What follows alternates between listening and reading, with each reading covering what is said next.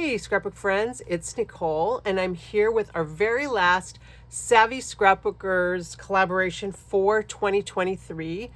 Thank you all for your input. We are going to be going forward and doing this again into 2024, and I'm excited about that, and I'm glad that you have enjoyed this as much as we have.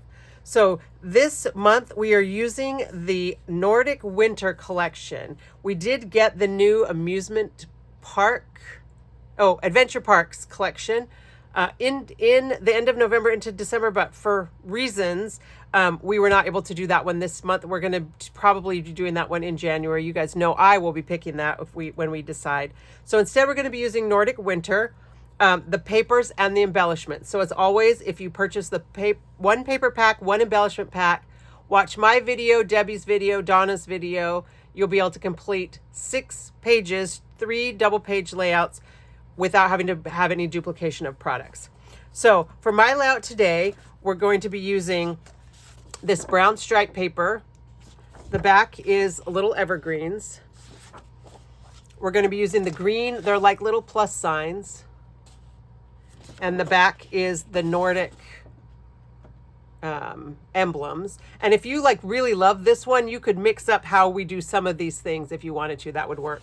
And then we're going to be using both of these that have this kind of geometric design on it. This is my favorite paper in this pack. Reminds me a lot of our old paper pack, Emerald Gemstone.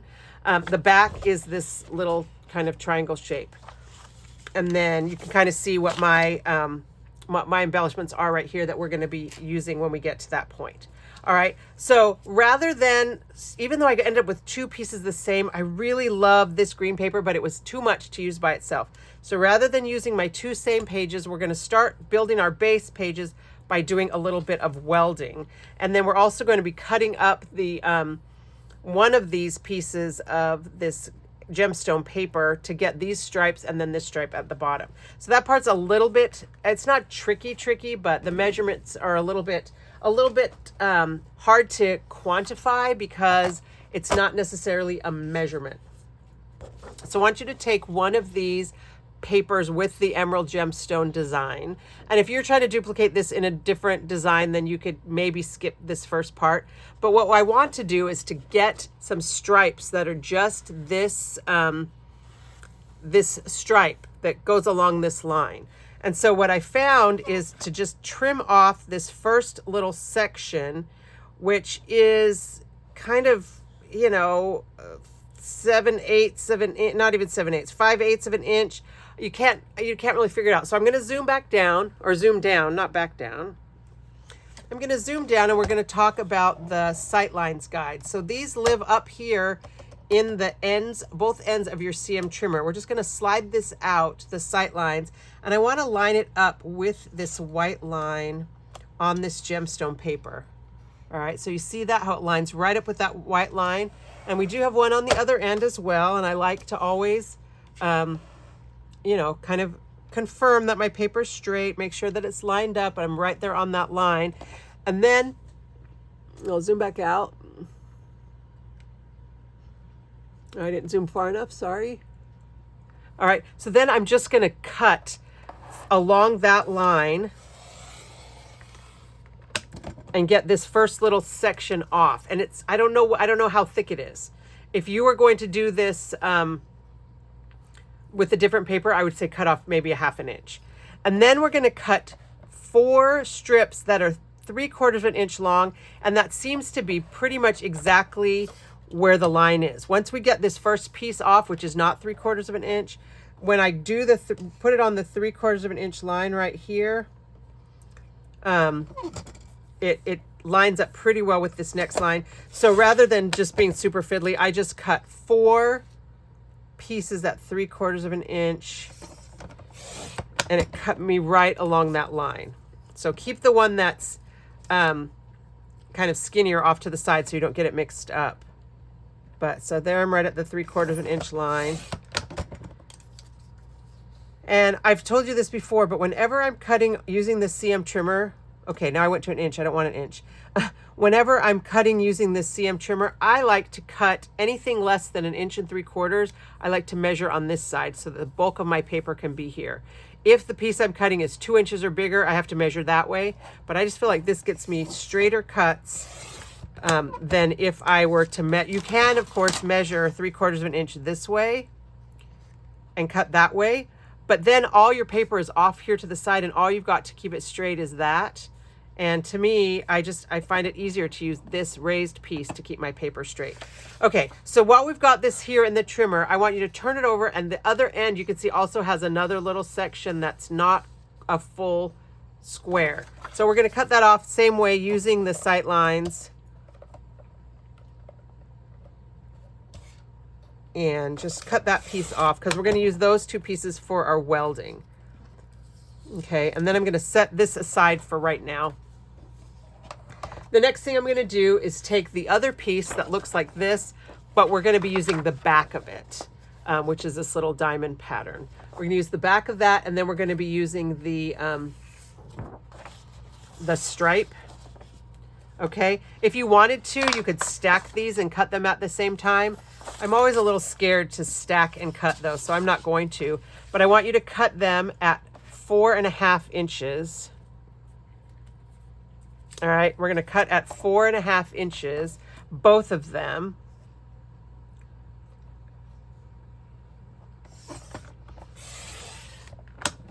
So you end up with a 4.5 inch piece and a 7.5 inch piece, I think.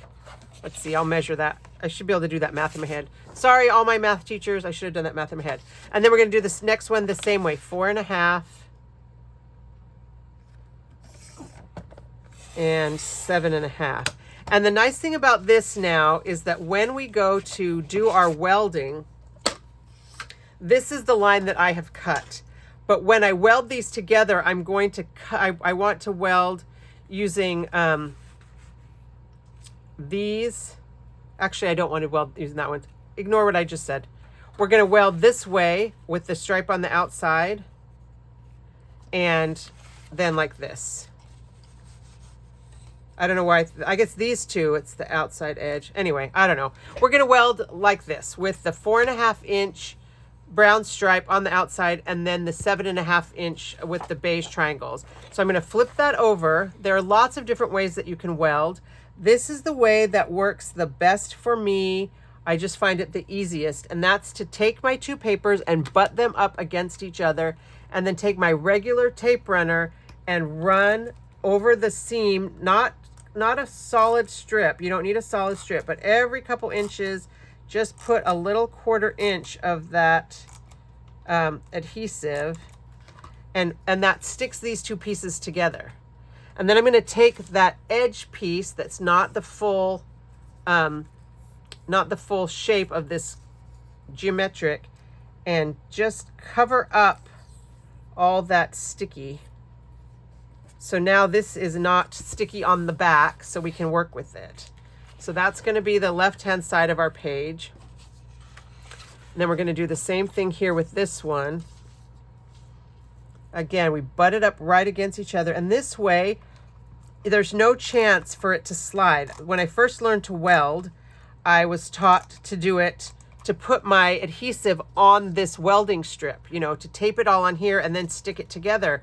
But I couldn't see what I was doing, and this way I can make sure that my paper is butted up nice and tight, so there's not going to be any gaps. All right, so then once I've got that, I can, and it doesn't matter which direction you put this, you can do it either way. And just cover up that piece that you have welded. All right, so these are this is now my base piece.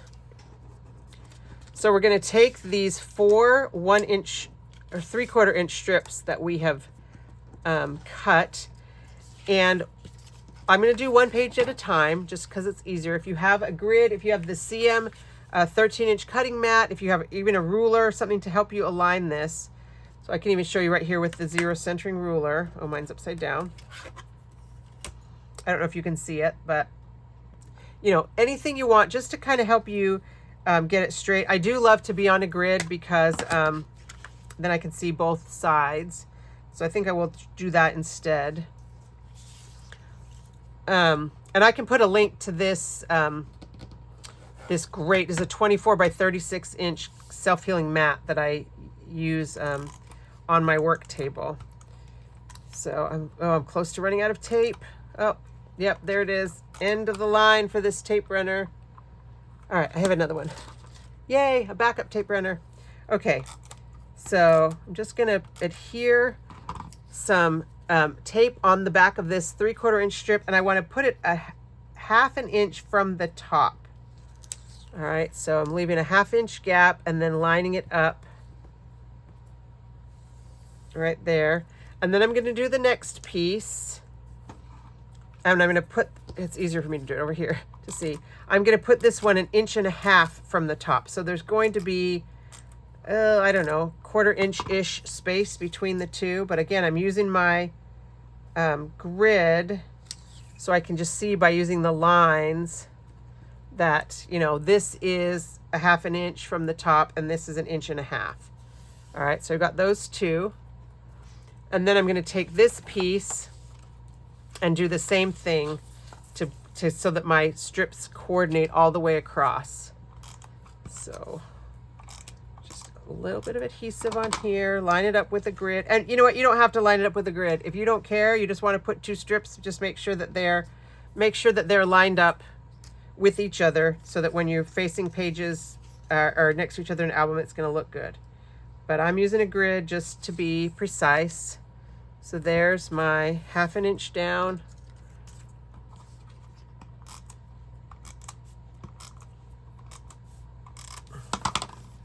And then this one is 1.5 inches down.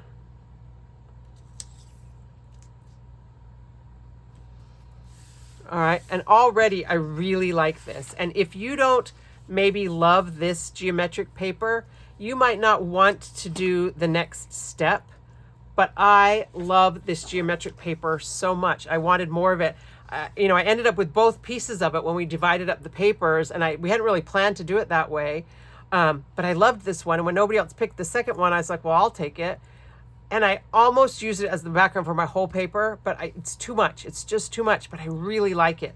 So what I've got left here is 10 rows. 1, 2, 3, 4, 5, 6, 7, 8, 9, 10. And so I'm going to use my sightlines guide again, and I'm going to just measure at the 5 rows in. 1, 2, 3, 4, 5. And put that on there, which is just shy of 4 inches. So you could, if you're using a different paper, just fold this in half and figure out where the halfway point is, so that you can get 2 equal width pieces. All right, so that's what I've got are my 2 pieces. And like I say, I don't know, you know, exactly what they are. 4 3 7/8. All right, there's the 3 7/8 right here, but I'm not going to do that to you. Just fold them in half and get 2 equal pieces. And then we're going to put these down at the bottom. If you wanted to, you could leave a little bit of a gap like we did up here. I just went ahead and put it flush with the bottom. And I felt like this made a nice little base for my layout. I just think it looks nice. I just really like this paper. I don't know if anybody else remembers Emerald Gemstone, was a collection Creative Memories had a few years back, but had just some beautiful, you know, emerald colors, and this reminds me of that. So one of the things I love about this Nordic Winter paper is that it's not real wintry. You know, I live in Alabama. We don't get really that much winter. And so whenever CM comes out with a new collection, I'm like, oh man, what am I going to use that for? But this one works great because these are kind of the winter colors for us down here. Kind of brown and green is still winter for us. So I don't know that it's that way in, you know, Norway, but I don't care. I don't live in Norway. All right, so this is pretty much like the base of our layout, these 2 pages. And I think just, you know, at this point, you can arrange your pictures however you need to.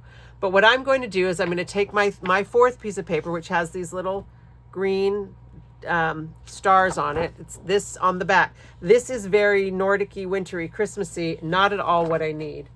But I'm going to cut this into 6 photo mats. You may want to wait and cut your mats after you know what your pictures are going to look like. But I'm just going to cut them into 4x6 mats, even though the pictures that I have are already 4x6. But they, I can trim those pictures down. Okay, so now you don't have to stack them, but for whatever reason, this is the way I like to do it. I like to stack them, probably because I have to fold my arm out. You know, as few cuts as I can make with that arm folded out is what I want to do. So there are my photo mats. But what I found, and if you look at my sample layout, you'll see you could just now put your mats down here. And I just did them like this because this is the way it's going to work with my photos. And it looks fine. But what I did is I went around and I inked around the edges. And you could see just the definition. I hope you can see. I can see the definition around these pieces. It just adds a little bit of something. So that's what we're going to do. And, you know, I have customers that do inking. You know, they have like all their little ink pads and whatever, and it's really cool. I don't have that, but what I do have is our Creative Memories dual tip marker. So this has one side that's, you know, the fine tip and one side that's the round tip. And I'm just going to take this round tip side, kind of the fat side. And, you know, you have to know yourself and know if you can be careful. But if you feel like you can be careful, I kind of come in at an angle and I just barely run down the side, kind of using the outside of the picture as if it were a ruler almost to get me that straight line. If you don't feel like you can do it like this, then you might not want to do it. You know, you don't want to accidentally, you know, draw all over your paper, but I think it adds a lot of definition. If you are someone that likes to ink your edges, then, you know, with your little ink things, great. That, you know, that would be great. You can also take,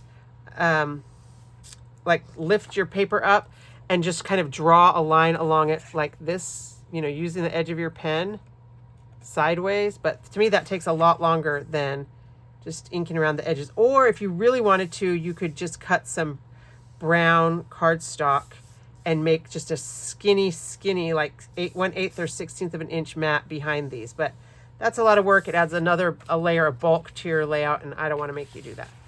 And so I'm not going to make you do this either. If you don't care, you certainly don't have to ink the edges. But I thought for this one, just with all these kind of neutral colors, I felt like this helped those photo mats just kind of pop up off the page. Right. Okay, so now here's the part where I've got to be honest with you, and that is that when I went to, you know, after I designed the layout, I went to pull another set of these papers and embellishments to put this together for you, and I discovered that I don't have another pack of the embellishments. This has actually been a really popular collection, and so I've sold all my embellishments. Oh, I forgot one. So we're gonna have to just look at the other layout that I did, which used my only pack of embellishments. I've ordered some more, but because of all the last chance stuff going on and the freebies, they're not here.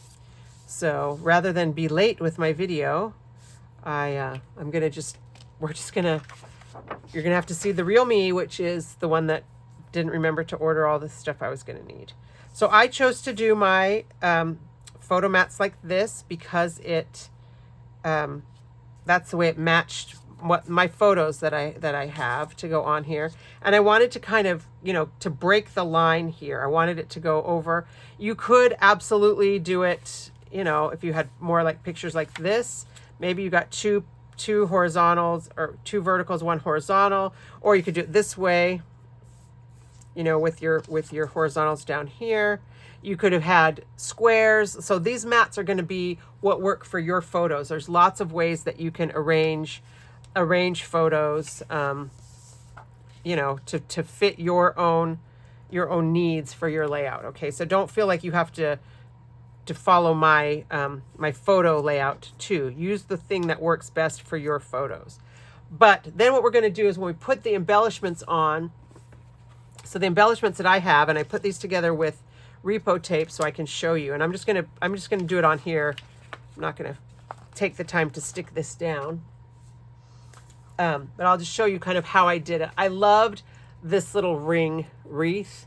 So this kind of went up at the top, and overlapping this. So this kind of turns into like a pre-made border, even though I didn't pre-make it.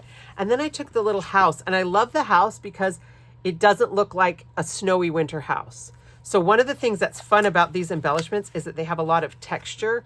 And so you can see in here, it's all embossed. So there's a lot of dimension to these. You can't really see it from the top on camera, but you can see it from the back, and you definitely can feel it on the layout. And I like with this one that it has the white outline. I don't always love the white outlines, but on this one, I feel like it makes it pop up, you know, around from the page. And you could absolutely use foam squares or whatever if you want to really pop it up. And then on this side, I picked this tag that had these little geometric things that matched here. If you wanted to, you could take your two-way corner rounder that punches this kind of shape and round the corners, but I was too lazy. So, but you don't want to put this up here. That's, I think, too much. So I put it right here. Depending on what your picture is, how far you could overlap. If you had like a square photo, you could bring this down a little bit farther. I have a rectangle photo, but it's not quite 4x6. And then I just have the little candles. Again, they've got that embossing. All of them have the embossing.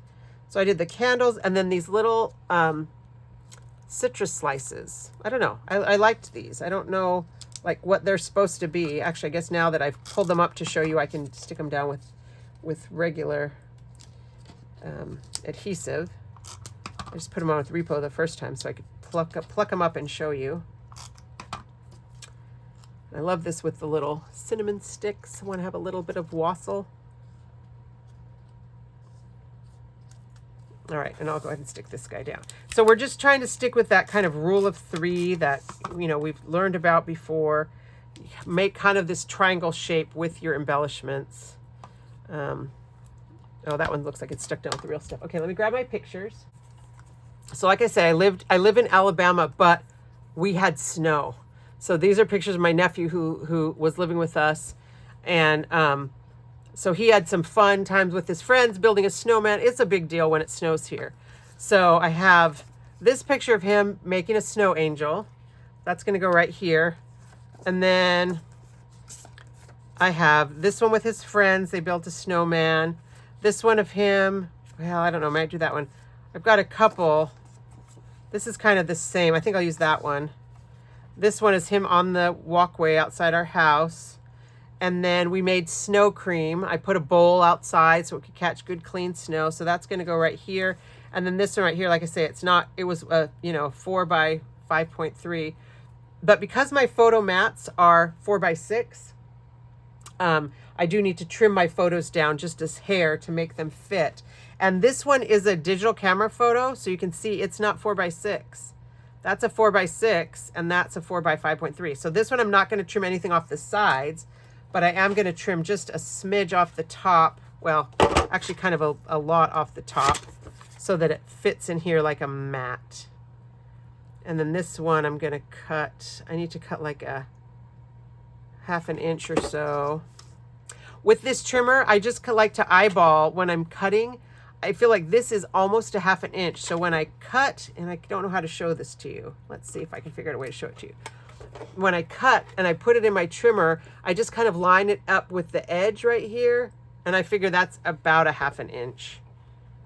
So, I mean, I guess I could measure it right there, duh. But that's about a 1/2 inch, and I guess I'll do this way. Well, this one I couldn't measure that way. So I just kind of, measure it with my finger, make sure it's flush right here, and then I get my 1/2 inch off there. All right, so that kind of worked. This one's still a smidge smaller, but I don't care. And then this one, I'm only going to trim the sides. And I think actually because he's already centered, I'm going to cut a 1/4 inch off each side so that it's, and this one I am using these rulers, so that it can be centered in here.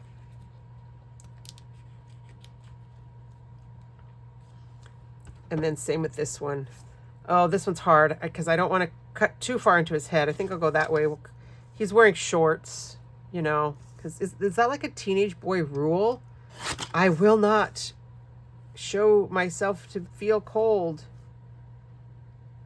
So yeah, I'll just cut this off right there.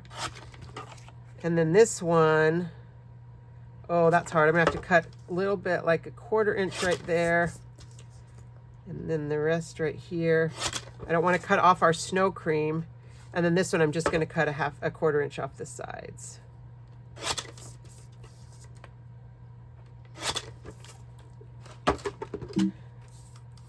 Oh man, I cut off our house phone. Yeah, you know, that's probably something I should have left on. I still have a house phone. I don't even know if that one works, but it's on the wall. All right, so then I'm gonna just stick these guys down. I'm gonna do a little bit of journaling on here, and I probably need to come up with some kind of a title, maybe, you know, snow day or something like that, which I'll use. I'm really liking the collegiate ABC stickers. And so I think I'll put that on with some collegiate ABC stickers. I'll finish that. I'll do some journaling. I'll stick these down, and then I'll come back and show you the whole layout finished and put together. Okay, if you've been watching my Theme Park Thursday series, you know that one of the things I've been doing with the collegiate letter stickers, the white ones, have a matte finish. And I decided I needed brown sticker letters for this. And we do have the serif sticker letters, but I'm really liking these collegiate because you get a lot more on the page. So what I'm going to do is I'm going to color them. So I'm going to just take the fat end again of my dual tip marker, and I'm going to color in. I'm going to kind of go over the lines, like you can see, like I've done before, and let them dry for a minute so that the ink has a chance to set. And then I'm going to come back and put those on. All right. So I'm going to write not a snowy day. I'm just going to write snowy day. So I'm just going to show you on a couple. I won't make you watch the whole experience, but I'm just going to show you how I just take my dual tip marker. I don't know how this would work with other markers. You want to make sure you've got a permanent marker, archival, that's not going to rub off. But you can see that when I first color it, you can kind of see the lines, and I don't love that. So I'm going to let this dry for a minute, and then I'm going to come back and let's see, I think I want to use lowercase. Then I'll come back after it's had a minute to dry, and I will go over it again. Like this way, I'm kind of going in this angle, and I'll probably go back over it in that angle, just to get a nice solid base of color. All right, so snow. Okay, so you've seen me color. I'm not going to make you watch me color all of it. I'm certainly not going to make you sit here and watch. Oops, if I would have not zoomed in. I'm not going to make you watch while we wait for the ink to dry, but I'll be back. I'll put this on here, and I'll be back with that finished layout I promised you. So I've got most of my coloring in done. I've zoomed in real close, and you can see on here, like you can see how that's real shiny. These are the last ones I just colored in. So the ink is very wet still, and you want to make sure that the ink is really dry. Let's see if I've got any of the older ones that I did before that are dry to show you. No, they're mostly all still pretty wet. But you want to make sure that you got it really dry, and that can take a while. It can take like 15 minutes if you want. If you wanted to do like with a blow dryer, I don't think I'd use like a heat gun. I actually have a space heater on in here, and I just kind of holding it in front of the blow dryer. Make sure those are good and dry before you try to touch them, because otherwise your fingers are going to pick up that ink that's on here. Okay, I'm going to go ahead and put these last few sticker letters on while I'm recording, just so you can see kind of how I do it. Actually, I should zoom back in. I had unzoomed, but just so you can see, because they're still a little bit wet, you can see like these were the middles. And once they're on my finger and I've touched them, that black ink has rubbed off quite a bit. It's not that same dark. So I'm being real careful. I'm using my multi-purpose. So if I could have let these dry overnight, that would have been a lot better, but I'm too impatient. I want to get this done. So I'm just using my multi-purpose tool. You can see where I've touched the outside or the extra paper, but just carefully popping these up with this multi-purpose tool. And I'm using the lines here. Oh, I didn't show you that, did I? I'll go back and show you the next one. I'm using the lines here on this strip. I'm just putting it like 1/8 of an inch above. So these are 3/4 inch letters, but the lowercase are a little bit smaller because obviously they're shorter. So I'm just kind of centering them here on the line. But like here, I'm going to take this O off, and the middle piece of a letter like this is called a counter. I don't know if you knew that. I learned that in college. So I'm going to pop the counter out because I don't want that. It stick to my finger. Ugh. So like I say, if you can let this dry overnight, you'll be a lot happier. Because then you don't have to be nearly as careful. Because once it's dry, it does stay on there very well. But I'm impatient. Or if you only do one coat of the ink, it dries better. The ink absorbs in better. But I love when I have something like this that I can use this as a guide for putting my sticker letters on. So again, I'm just taking this off. Oops.